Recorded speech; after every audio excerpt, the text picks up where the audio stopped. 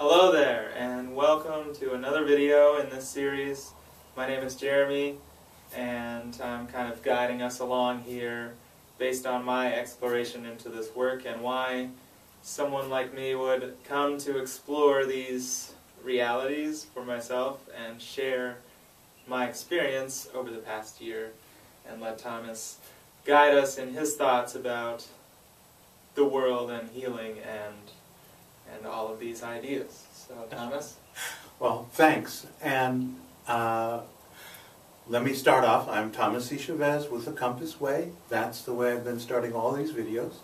And I had just finished in the last video talking about how if we can shift our consciousness, the behaviors that we think of as desirable will come out of us, come out of our being naturally. And of course, it's very, very useful to understand what those behaviors might be. It's very, very useful to understand how to communicate from iMessages and communicate in ways that are not brutal and attempting to dominate. All of that stuff is good, useful, powerful information, and the state of consciousness in which we use it makes all the difference. So, Jeremy, what have you seen about this? What have you learned about this? What's been real for you? What's been real is the power of choice in our lives, and as amazing and liberating as that is, it's also, that's when I learned to understand the word responsibility and taking responsibility for your own life, because it is all just a choice, is what it's come down to for me, and it's our choice for ourselves. And I've been able to see where I'm functioning now and be brutally honest with that, which previously most of it was in protecting myself, in fighting to be seen in the world and grasping for what I could get to save my life, really, and getting along in jobs. But that's what caused the heartache that brought me here. Yeah, okay. So the heartache is, and to put it in other terms for other people, because other people aren't necessarily going to notice as a heartache, is that what we do to make ourselves get along in the world, what works doesn't work. It works until it doesn't. We can go on for a couple of days, for a couple of weeks, maybe, with everything perking along and we getting our way and everything being as we want, and then bang, another blow it, another stop, another misunderstanding, another fight with our beloved other, another mishap of some sort. And then we cringe, pull ourselves in, fight for what is ours, and maybe we win, and then we try to go forward and put all of that behind us, and it's a new cycle, and it always comes to another break. And we believe, we've come to accept that that's the way it is, and that's the way it should be, and that's the way it always was, and that is what it means to be human. The human dilemma. Yeah, and in a sense, my life was running just fine.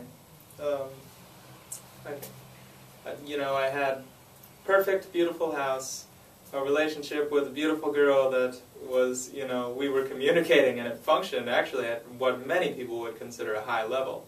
And I had a well-paying job that was just, it was working in a kitchen where there's inspiration and there can be joy, and you can get in there and do it, but I caught myself at times where I was forcing it. And from early on, I'd been shown how life can be lived in magic, and how you can live from your heart, and that it does provide, and that I've just seen all too many times where delicious existence is available to us, abundant, rich existence, without having to prove ourselves.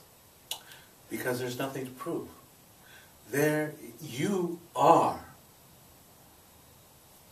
You are a member of the human race. You are who you are, what you are, and you have nothing to prove to anyone.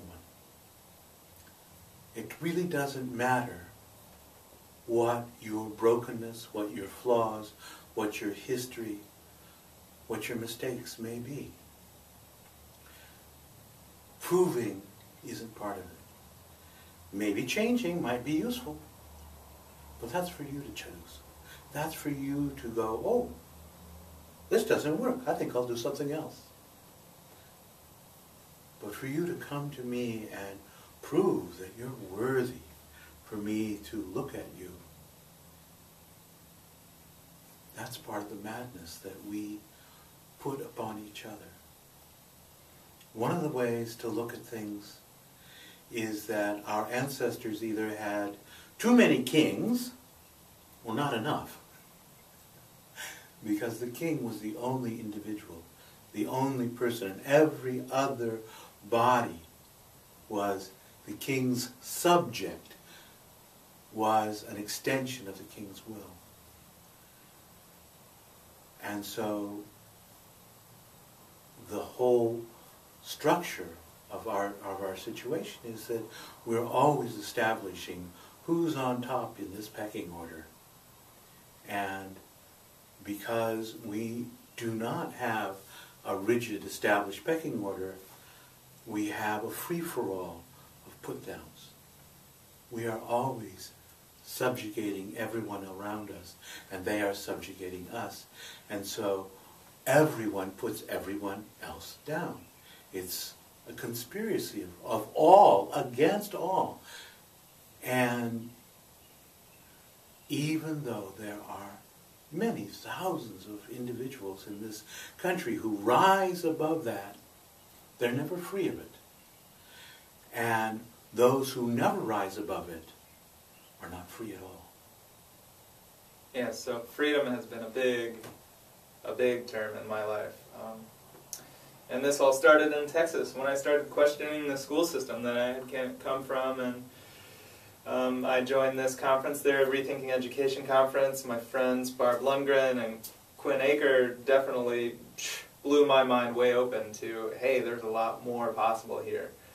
And just exploring that was what drove me to come to the West Coast of America and explore nature and open up my world to something beyond what I knew, which was being a mechanic and working 40 hours a week. And something about that idealism that was instilled in me made me question it and made me search for more. And there is more. There is more, not just in our economic relations and in our expressions of ourselves in what we do in life and with whatever there is around us. But there's more in who we are inside of ourselves and between ourselves. There's more between who you are and how you are with me, with how you are with Jeremy, and how you are with your beloved other. Because when we live through the compass of grace, when we live in total unconditional acceptance, absolute gratitude, extraordinary joy, full inspiration, utter awe, perfect peace, and absolute presence, and open love. Just absolute open love. When we are that, what we do coming from being that a whole different world. It's a whole different experience. It's a whole different future. It's a whole different present. The past no longer matters. Yeah, it's reality changing. It is, you can just see it happen in people when we attune to those states. The whole world around us seems to change, and I've known people that are able to hold that for themselves, live from there, and I've seen just magical changes in people's lives. And you can have it. And you can have it. And it goes back to choice. It goes back to choice, and we're choosing. So this is very inspiring to get to this point for me, because we will talk a lot more about this in the next video, and I have some cool questions that will help me, and I also hope they help you. So see you in the next video. Thank you. Thanks. All right.